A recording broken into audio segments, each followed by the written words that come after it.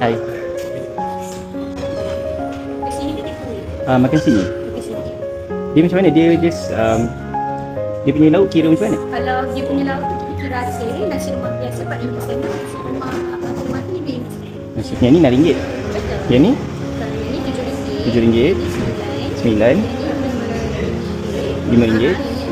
RM6.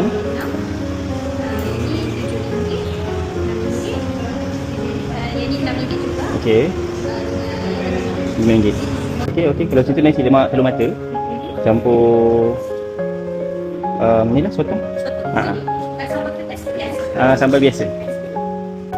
Kalau abang nak separuh-separuh ke, kalau separuh-separuh tu kalau abang nak rasa sotong dengan telur, Oh. kita ada juga. Oh, ada juga. Dia harga kira macam mana? Jadi yang tadi kira separuh harga. Oh, Kalau faham. sotong yang ni sotong separuh harga RM4.50. Oh, macam tu. Boleh juga. Sotong campur kerang lah. Okey, terima kasih. Sotong kerang.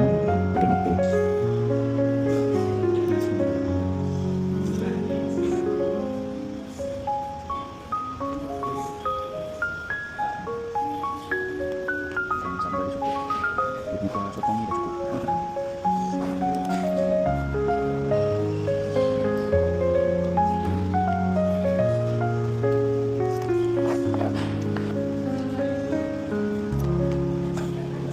Habis dah guys.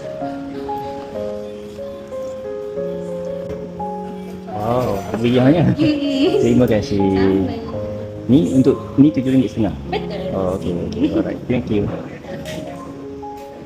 Buat banyak aku sendiri.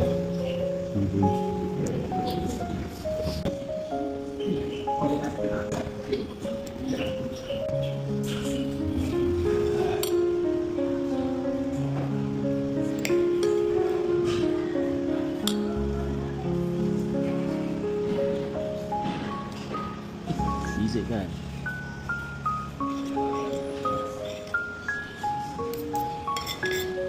Mantap. Okey. Terima kasih. Ya, beli.